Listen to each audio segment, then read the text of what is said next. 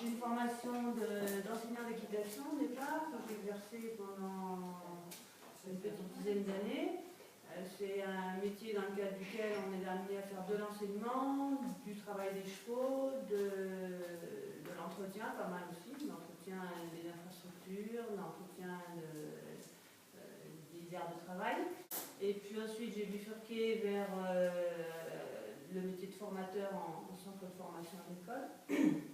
Donc là, mon travail est plus théorique, mais j'encadre quand même les jeunes sur un certain nombre de travaux pratiques, dont tout ce qui consiste à soigner les chevaux, tout ce qui consiste à les toiletter, à entretenir leurs membres, à les éduquer.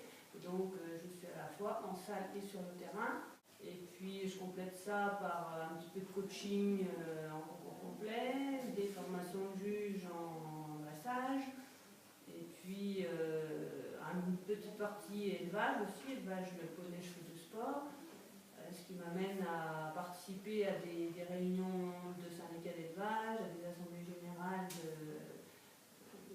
du comité régional d'équitation. Donc c'est assez varié, c'est assez diversifié. En fait, l'intérêt, c'est ça, c'est d'être à la fois et sur le terrain et en salle. L'intérêt, c'est de ne pas trop déconnecter ce qu'on peut apporter en termes de formation avec ce qu'on est sur le terrain et comment les professionnels nous identifient sur le terrain, quoi. Et ça fait combien de temps que vous êtes du coup dans le monde des chevaux? J'ai commencé à travailler, j'avais 18 ans, j'en ai 45, donc j'ai toujours été dans ce milieu-là. Un peu différemment selon vous connaissez, je ne connais pas le cheval, ce qui est peut-être un tort parce que des fois les accidents arrivent justement quand on connaît les chevaux. En de sécurité, quand j'attache, même quand je vais aller vers l'arrière du cheval, je peux ramener la tête vers moi. Donc je risque moins d'être à la portée de ses postérieurs que s'il n'est pas attaché. On peut aussi l'attacher. Donc comme je ne connais pas, je pars du haut du membre, je vais descendre la main le long du membre du cheval. Puis les chevaux qui savent bien, rien de faire ça, ils lèvent le pied. Donc celui-là, il ne lève pas le pied. Donc je vais pousser un peu avec mon épaule contre lui pour le déséquilibrer. Ça va lui faire lever le pied. À ce moment-là, je vais pouvoir prendre le pied comme ça. Donc je ne tiens pas le pied. En fait, je soutiens simplement le sabot en le faisant sur ma main. Donc quand je suis à la gauche du cheval, je tiens le pied avec ma main gauche. Quand je vais de l'autre côté, je vais faire la même chose avec ma main droite. Pareil pour le côté des postérieurs. Donc je vais prévenir le cheval. Hein? Et ça, c'est important pour les guider. Je vais prévenir le cheval en partant avec ma main du haut. Je reste près du cheval. Je descends jusqu'en bas. Et puis je vais tirer le boulet en avant. Puis en arrière. Je tourne le cheval. Pareil, je repars du haut du membre. Je glisse la main le long du membre. En poussant un petit peu contre lui pour le déséquilibrer. Il lève le pied et j'attrape le pied. Voilà, à partir de là, je peux curer le pied, je peux soigner s'il y a besoin de soigner, je peux simplement l'habituer, garder le pied un peu dans la main un petit moment pour l'habituer à donner son pied, et puis je repose. Alors je ne lâche pas un coup sec, je repose le pied, parce que quand on lâche, il se tape le pied à chaque fois, il n'aime pas bien. Là pareil, je vais glisser la main le long du cheval, je vais aller chercher le boulet, je tire en avant, parce que là c'est un coup de pied, je ne ferai pas grand chose. Hein, et ensuite, si le cheval ne réagit pas, je vais le tirer en arrière pour pouvoir curer le pied. En fait, vous pouvez le faire dès le départ, dès que vous commencez le débourrage, etc. Oui. Ouais, faut pas Ça fait partie, ça fait partie de ce qu'on démarre dès le début. Quand on reçoit un jeune cheval, quand on ne sait pas, on teste tout ça. Est-ce que je peux l'approcher, pas l'approcher? Est-ce que je peux le licoler, pas le licoler? Est-ce que je peux le toucher partout ou pas partout? Est-ce que je peux le toucher avec la main? Est-ce que je peux le toucher avec une brosse? C'est des fois pas pareil. Est-ce que je peux toucher les membres? Des fois, il y en a, on ne peut pas toucher les membres.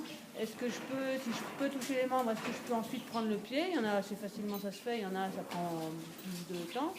Mais c'est un état des lieux qu'on fait quand on reçoit les chevaux. Tout en même temps, vous avez parlé du pied, vous avez parlé, oui. vous mettez la selle, etc.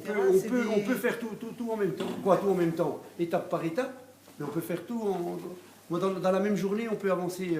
Faut prendre du temps et puis pas les agresser, quoi. Ils savent, c'est plus l'odeur, plus la vue. Non, mais je pense que déjà physiquement... Pas la vue, parce qu'ils n'ont pas une très bonne vue, en fait, les chevaux. Oui, je pense que c'est la voix, sûrement un peu l'odeur aussi, la façon de bouger. avec 20 ou 30 ans d'expérience qui soit encore compliqué. Vous parliez du lever du pied. Ouais. Et qu'est-ce qui peut encore susciter votre inquiétude quand vous faites ce geste-là, avec toute l'expérience que vous avez? Bah, c'est que ça tape. Ouais. Parce qu'il y a des chevaux, on passe la main sur le membre comme j'ai fait tout à l'heure, boum, ça part, le coup de pied part, c'est instinctif. Il y